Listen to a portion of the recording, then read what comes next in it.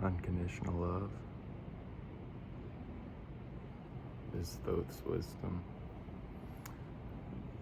and today's video is about creating a healthy relationship to suffering in general, all suffering in any form it may take, in any place or time it might be. So what is your relationship to suffering?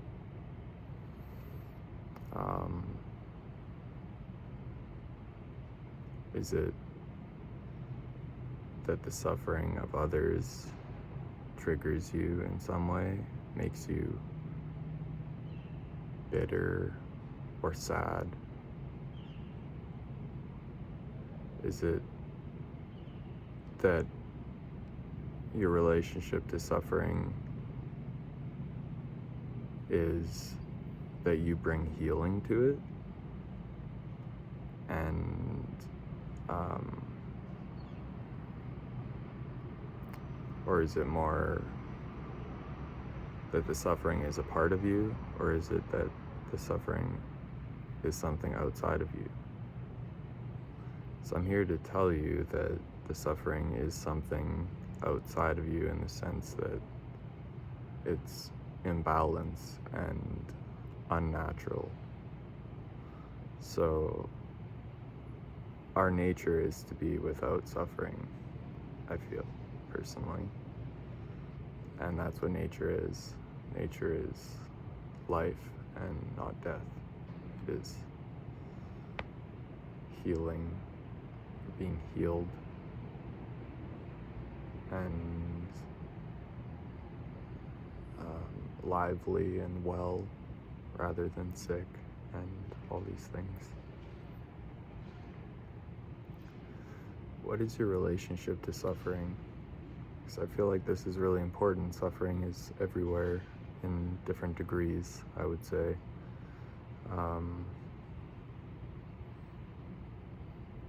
Depends how you define it, though. Right now I'm defining it as something that's not us. It's something foreign, if you will.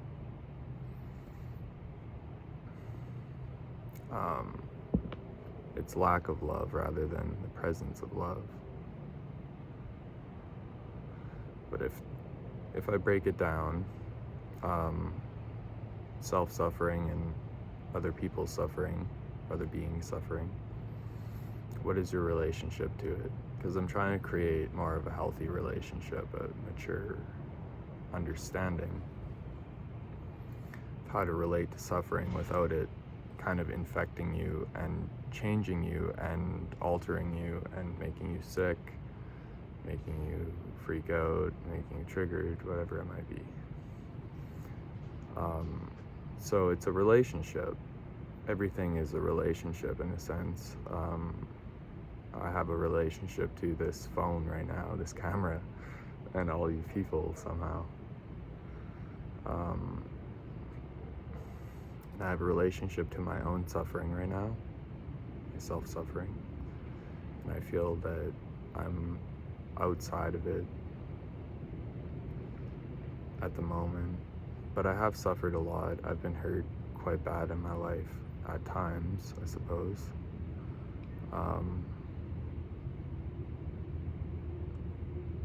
And my relationship to this is kind of at this moment, I'm not gonna let it stop me or drag me down.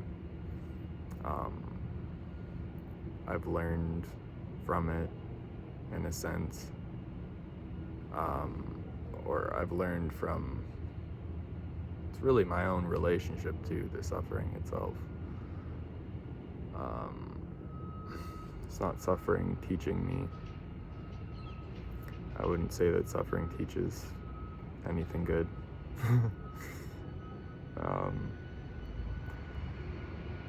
But what I decided when I suffered, I'll say, is that I'm not going to be proud anymore. I'm I'm not going to be proud of myself. And it's not that suffering crushed my self-worth and my self-love. No, it's just the ego's pride, the fears, need for approval, and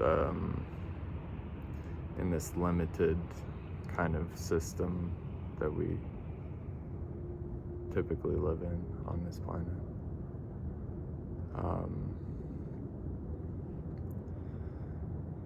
My relationship to suffering is, since I've experienced it myself, I know that it's something that I deeply care about healing. I deeply, deeply care about healing all suffering, actually. And it starts from within myself, I feel. It's what they say, right? And I feel like it's true. At least in most cases. I mean, you gotta kind of have a balance of the inner and the outer. It's kind of 50% inner and your voice, 50% listening and the outer and taking in. And it's life is complex. And then other people's suffering or other beings' suffering. What is your relationship to that? If you apparently are feeling fine and then someone else suffers, maybe they're sad and you get bitter and you say you're supposed to know how to be happy or something like that. Well, that's kind of being triggered by the suffering and letting it infect you. But we're trying to stop the train of suffering from moving forward any further. And I actually had the experience where I was quite down. I was sad with life, feeling lonely and such things. And I reached out to a friend and they were very kind of like that. Like, you gotta know how to make yourself happy and all this stuff. And I kind of felt like it was almost like a judgment or an attack on me for just being in a down state. So I think what's really important is creating a safe space for others to reveal what is hidden from love, from the light. Because if we don't have a place to express our hurt and to alchemize it, if we do have the intention to heal, then we should have a space to heal in. And I want to be someone to be able to provide this for others, so that I can grow in wisdom, really, and heal others, first of all, I would say.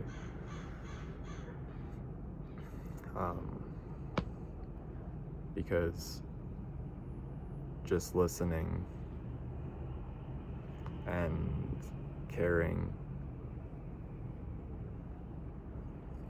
can transform a being if they have the intention to heal. We don't want to be triggered by other people suffering or other people not being conscious or other people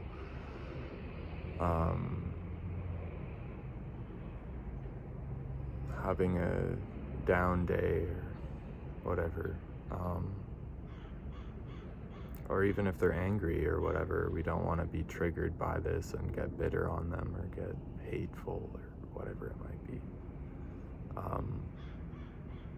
what I'm trying to do is create peace in the mind so that we can serve love, spirit, love, source love, I call it.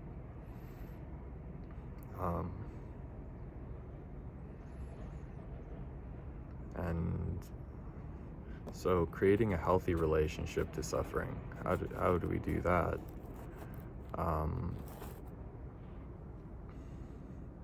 I suppose through deep care and compassion and acceptance and forgiveness. There's a means or a process to creating a healthy relationship to suffering where you are nature and the suffering is not natural. It's lack of love,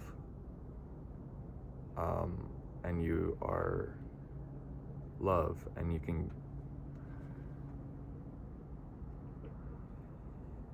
I just don't want to say that if you're suffering you have lack of love, though. I suppose that would be a lack of healing,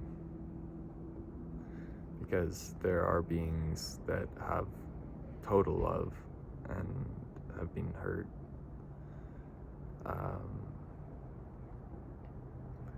But I do think that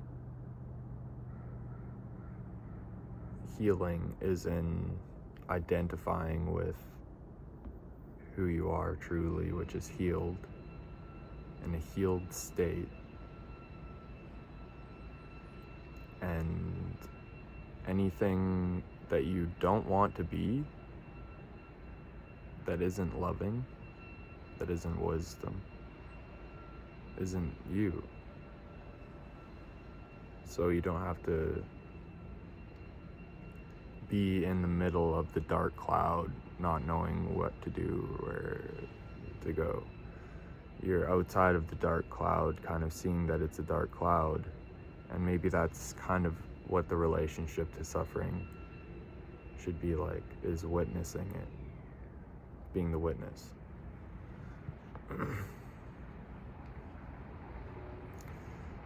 And what is your relationship to suffering? Like, if your leg hurts, do you feel like a total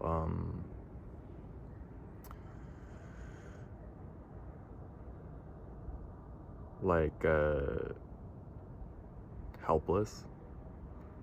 Or do you feel a deep care and strength in your own heart to heal that?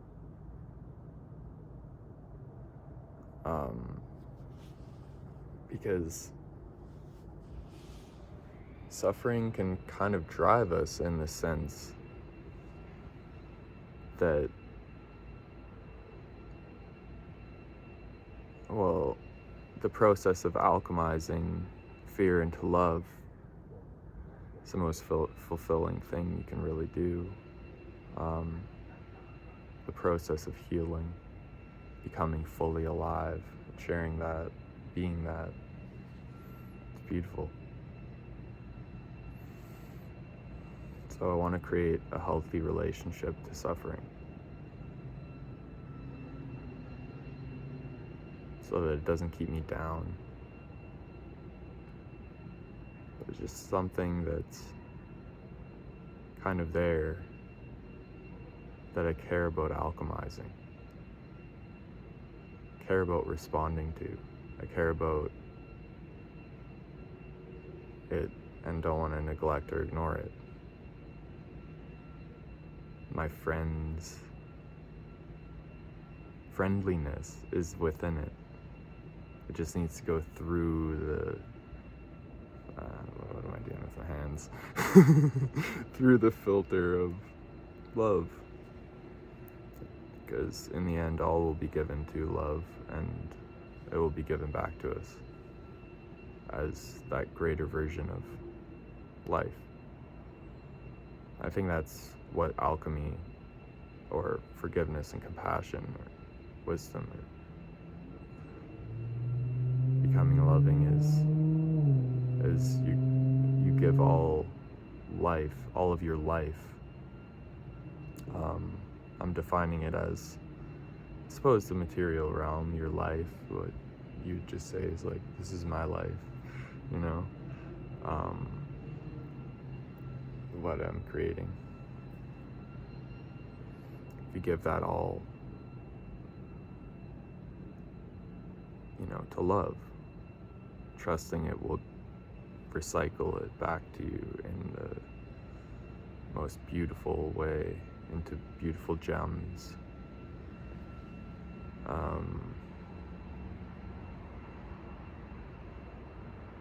I don't mean like gems like diamonds and whatever. I mean like the gems, the jewels of understanding that are kind of in the heart or the mind or our being, our lenses in which we see reality, our perceptions through which we see reality, our relationships. What you are at the core is beautiful love and is so far beyond suffering that, well, I don't know if I can really explain this, but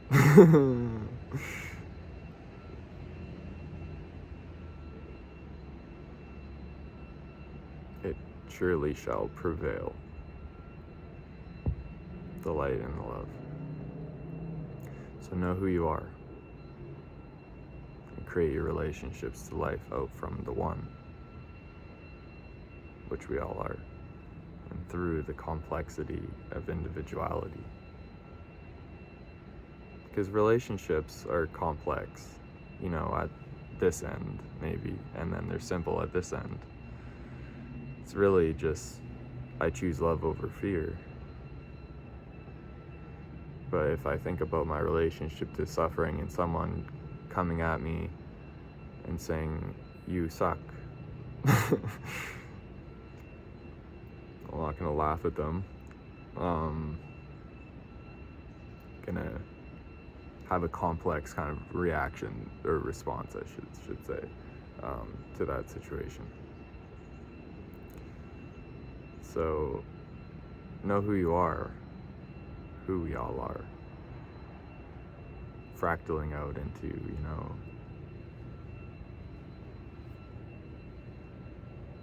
expansion and withdrawal. Leave the I out of suffering, though. Know who you are. Draw the mana from, within. Give out. Yeah. Love you all. Unconditional love. Have a peaceful, loving life and day and eternity. From the bottom of my heart.